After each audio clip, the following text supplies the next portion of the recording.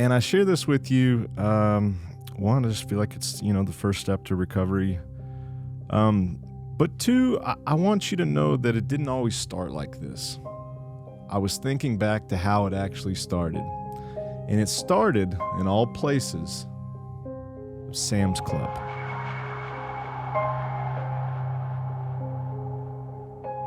One, two, three. You ever clap and it sounds like your hands are small? I've never publicly told anybody what I'm about to say. And so it is a confession of sorts. This thing that I'm about to tell you, I do in secret. When I have free time, it's always what I spend my time doing. When I'm with my family, I'm thinking about when is my next opportunity to do this. I sneak around. I don't budget my money around this activity very well.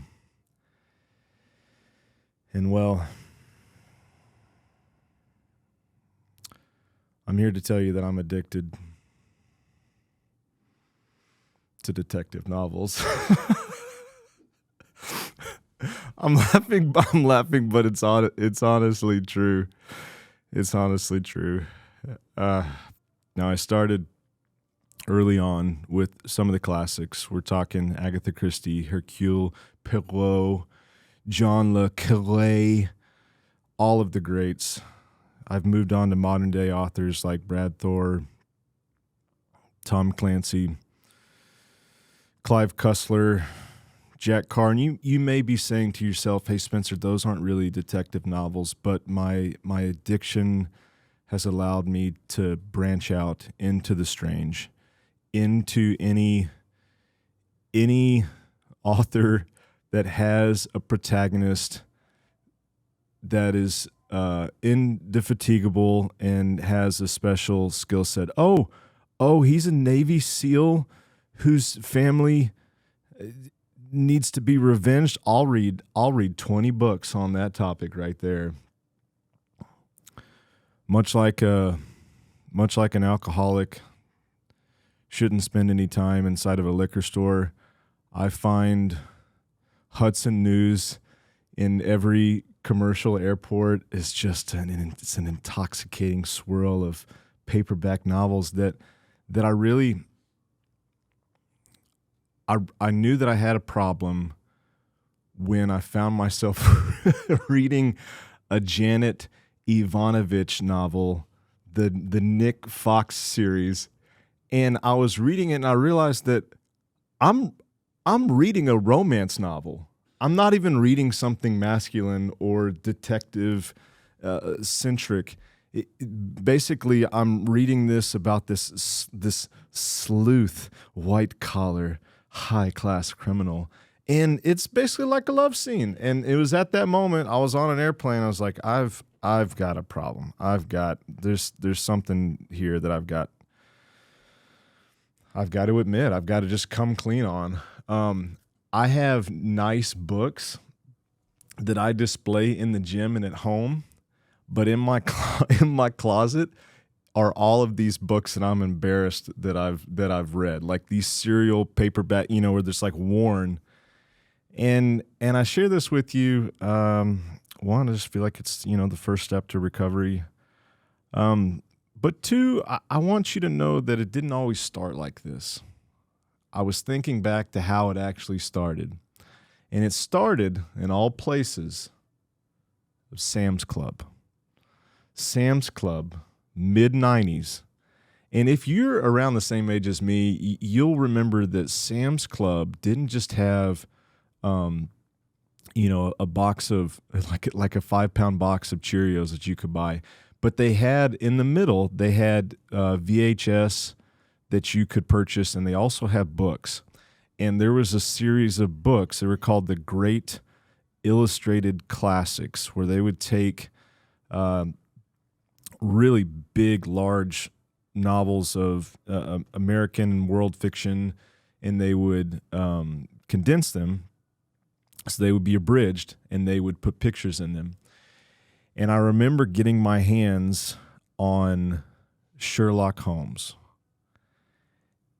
and getting my hands on the great illustrated classics of Sherlock Holmes is a moment that I think back to that probably started this obsession. And the obsession was on Holmes himself, and still to this day. I mean, every you want to know what I'm a sucker for? If there's a new show that's released, a new movie, some collected anthology of these short stories, I'm a sucker for it. And I think I'm a sucker for this spirited deduction, this art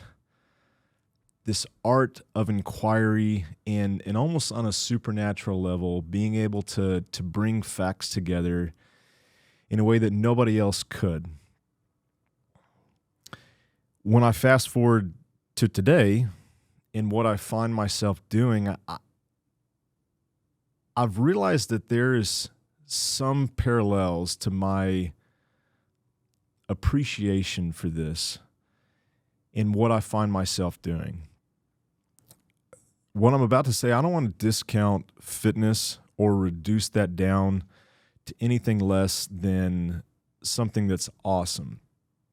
But I realized that I got into fitness really because I was interested in problem solving, much like Holmes.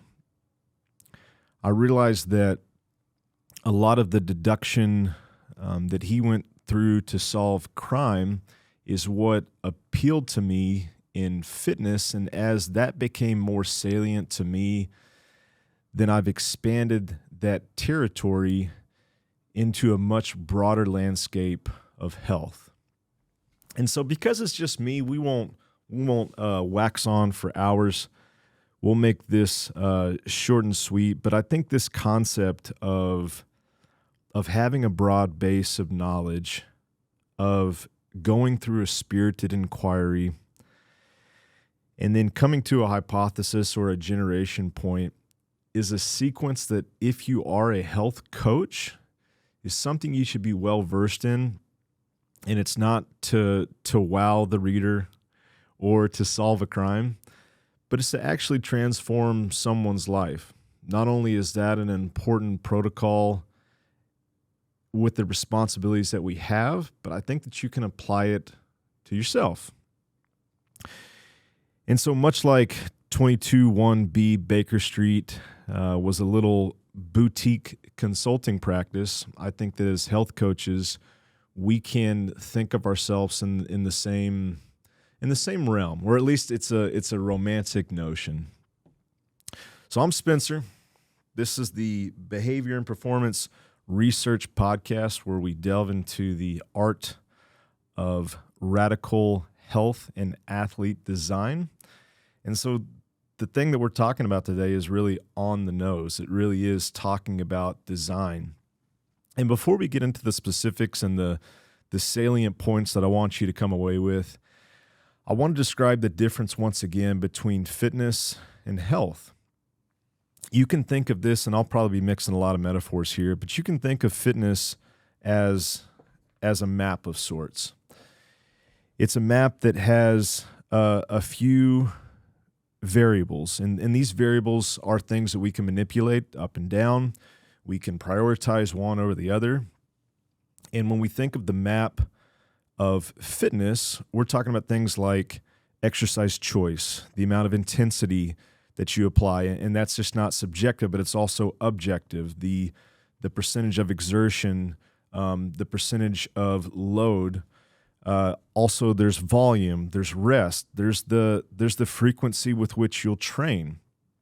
And I think for those of us that are enamored with performance, enamored with fitness, we would say, hey, this is all that's on the map.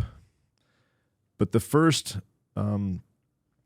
cute little tagline I want to give you is that the map is not the territory. The reason that we got into fitness is that we wanted to hopefully have some correlation to a better life. we've reappropriated that over the years. We've told ourselves, well, yeah, if I'm really fit, then surely my life will be better. But it doesn't really work like that. You can have somebody that has low body fat, that has a great 2K row time, and it doesn't demand, it may suggest, but it doesn't demand that the rest of their life is transformed. And so if that's true, and I believe that it is, it means that you have to think of the territory you're dealing with as much broader. Now, Holmes would call this his brain attic. If you want to have some type of clickbait video these days, you just use the word framework or system. Those are real buzzwords, and I find myself like really inclined to click on that stuff too, because it's a way of making sense of what's going on. But when you're talking about health, which I think has a much more direct correlation to transformation, it's because you're including more areas to travel to on the map. So you could say that as health coaches, we're map makers. It's good, huh? And if that's true, then the first thing that we have to do, the first thing that we have to transition from being a fitness coach to a health coach is to expand the territory that we're dealing with. We have to broaden the base of knowledge, but then understand the different places that we can travel to figure out, hey, for this person, what do they need the most? What's in limited supply? In systems theory, there's a term called a limiting factor, and it means that if you apply leverage to that one particular thing, because all of these causal loops interact with one another, it means that if I can manipulate Isaiah's sleep, hey, there's a chance that he'll perform better. If I change the way that Caleb eats and the timing surrounding that, hey, there's a chance that the amount of stress that he feels at the end of the day is significantly lower. And so these things that we think work independently, they actually work in concert with each other. And we've given lots of analogies over the years. When you think about a car, it doesn't matter how great the engine is if you don't have tires. If you think about the human body, hey, it doesn't matter how great your muscles are if you're blind. No, I mean, if you don't like have a heart, right? If you don't have a way to like pump blood. And so this concept that I'm talking about, maps, territory, they're not these isolated, independent places that you go. As you travel there, as you investigate this one part of someone's health, understand that time spent there can actually influence time spent somewhere else. And so the next analogy, metaphor I want to give you is from Harry Potter. And in Harry Potter, one of my favorite books is The Prisoner of Azkaban. And in The Prisoner of Azkaban, there's a map. There's a map that Harry is gifted, and it's called the Marauder's map. And if you haven't seen Harry Potter, then I'll explain it just a little bit. But when you open this map, you can see all over Hogwarts, which is the school of witchcraft and wizardry. And on that map, you can see the different icons, the different special places all throughout the castle. But only until you get closer do you see the detail there. And I bring this up because I think it's good to know all of the places first that you can go to before you deep dive into it. I wish this had been explained to me when I first got into fitness, because I just thought, hey, it's program design, it's execution, and maybe like go to sleep or like don't eat shit. And I realized that because that's all I knew, like all I did was deep dive into that one thing. If I had been told this that I'm about to tell you, it would have totally changed the way that I would have had a cursory level understanding of the different aspects. And then as necessary, I'll go deeper and deeper. So what I'm going to do now is lay out what I think of this is the Marauder's map of health, the different places that you can travel to. And it's necessary to know that before you do start to inquire and ask questions and get more details.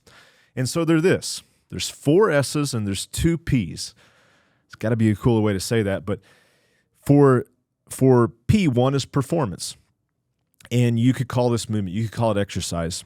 I've laid out the different principles therein: choice, intensity, volume, rest, frequency. The other P I'll call psychology. And man, I've thought about this a lot, and there's a lot of ways to break down the different principles or the different things within that realm that you want to focus on. But I'll give you three: emotional regulation, mindset, and then self-awareness. And as we go further and further into these different territories, one of the things that we'll come back to is that each one of these principles, you could ask it in an open-ended question. You could receive feedback from the person that you're having this dialogue with, and you could get a good sense of how salient that aspect is or how vague and clueless they are about it. Besides the two P's, there's four S's. We could use a lot of different words. I just think this sounds cute. You could say nutrition. I say sustenance because instead of just food, I'm thinking about everything that you have to fuel yourself or sustain yourself with. The principles within that are the amount, the quality, the timing, the planning or prepping, and the tracking. So that means that within each one of these realms, if you're not at least aware of each one of these principles, it's potential that you could be missing something. To wrap this up, there's stress. I think within stress, there's an anticipation that we want to be aware of. There's a toleration, and there's a decompression. So basically before, during, and after. How are you handling that? There's sleep. I think you can demarcate this into two simple categories. How are you preparing for it? And then how are you going about trying to increase it? Because for most of us, that's the real issue. And then last but not least, and you wouldn't think this would be in the category, but it is, it's social. Social would be broken down into support, frequency, and even, I'll say, like community. Now, that to me is like, you'd have to argue really well to say that there's some other category that if you want to be as healthy as you can, you would need to thrive in. That to me is something that I wish would have been explained 15 years ago when I started this, because I think it would have changed the way that I interacted with people. It would have changed the questions that I asked. And I think understanding the true territory gives us as health coaches a way to start to go about the second step, which is a spirited inquiry. Now, one of the things that I like to tell everybody here and anybody that has a pulse and is willing to listen is that being a coach is not being a know-it-all. And I know it sounds like that based on what I just told you. But your job as a coach is not to solve people's problems.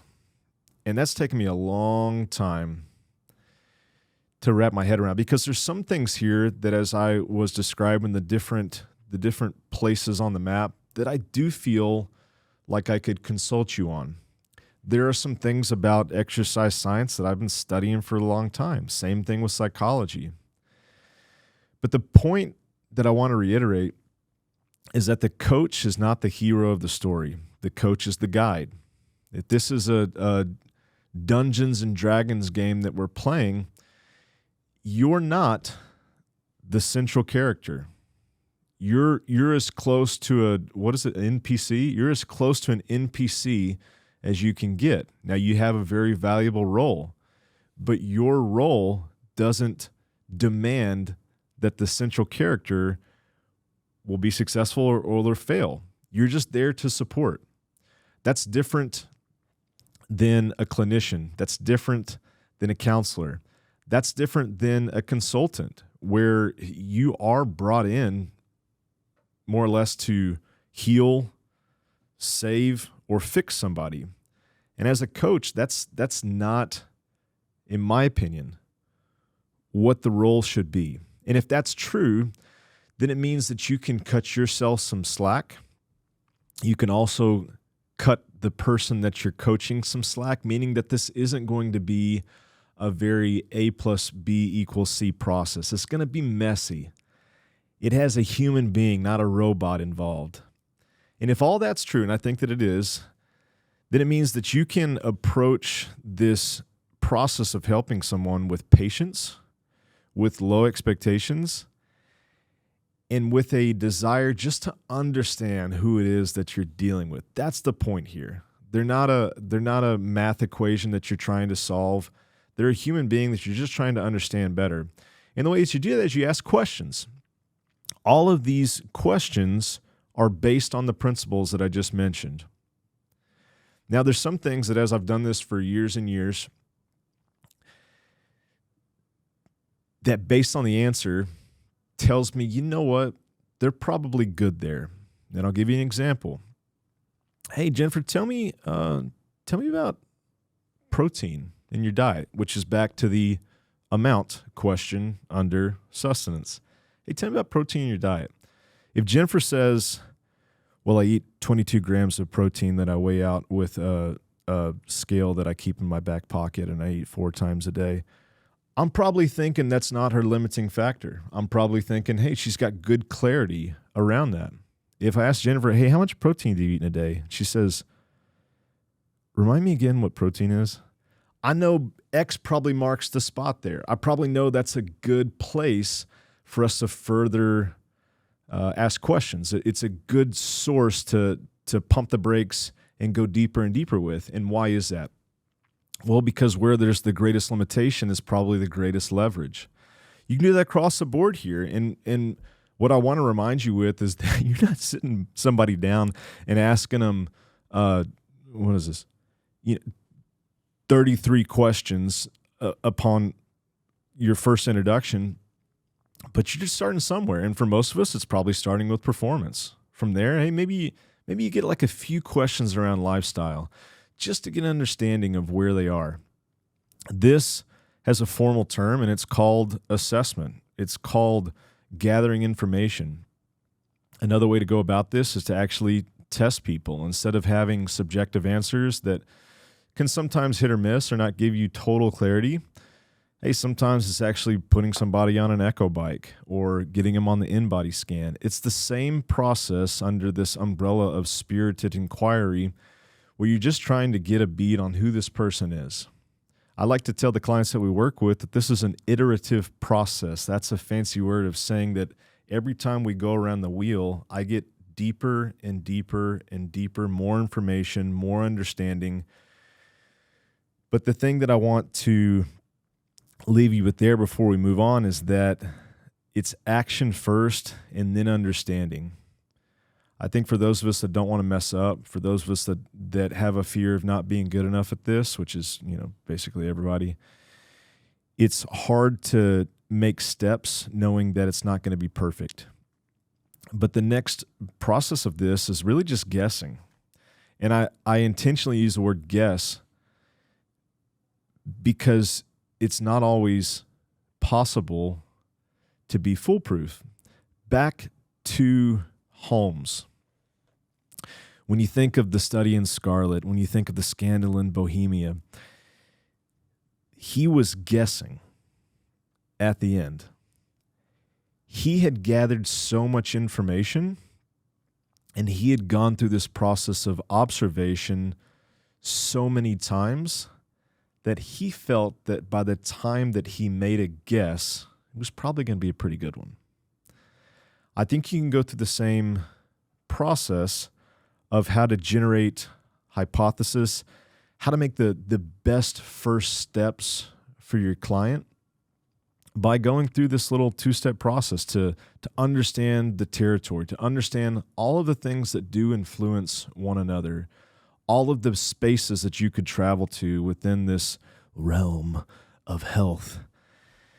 You got to ask questions. It's going to take longer than probably either one of you want it to be, and it's a process that you'll have to, if you have the luxury of working with someone a long time, continually ask, because here's the interesting part of working with humans is that it's going to change. All of the answers that you thought were static and concrete and salient are going to change. We've talked about this before, but you can take somebody that's married and has 0 kids, and then 6 months after having a kid, the answers to every one of these could be potentially different. And so I hate the word mindful. I think it's overused. I think it sometimes doesn't mean jack shit, but just like, listening to your mouth chew food, but I think a better word is to pay attention, to be observant. That's what Holmes was doing back in the day, right? He asked Watson, how many steps does it take to go from the street up to our flat? And Watson was like, what do you mean? And Holmes was like, well, you see, but I observe. It's 17. I never forgot that. It's like the first story I read. So, hey, as we wrap it up, this thing that I'm talking about, systems, the map, territory, it is a part of our certification. We're sold out right now. When this video is released, when this podcast is out, we'll already be in the thick of digging into this thing that we're talking about within the context of a few different modules, and those include purpose, identity, systems like we've talked about today, action research, which is just a really beautiful way. It's a real thing. Look it up. A really beautiful way to systematically test your hypothesis and step by step understand, like, hey, how do I break these actions, which each one of these things can be broken down into, and test it, and then figure out if it worked, and then move on to the next thing. We have some information and some time spent on change psychology, and that's the human aspect of what I just talked about. Hey, it's messy. There's ambivalence. There's resistance. How do you deal with that?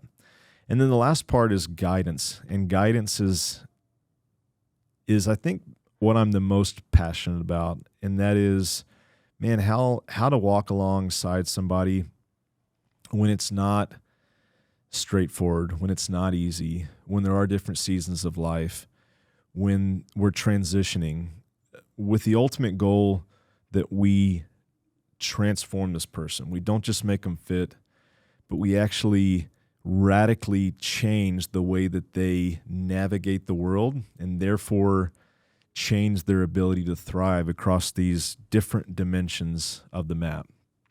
I saw a quote the other day, and I'll leave it with you, that transformed people transform people. So this podcast, it'll probably take lots of diversions, and when we have another person on here, we're pretty much handcuffed to what they want to talk about and how they want to talk about it. But the whole point of this podcast is not to entertain you, even though I try as hard as I can, but it's to give you the information and the tools and the context that I wish I would have had when I first started coaching. To Holmes.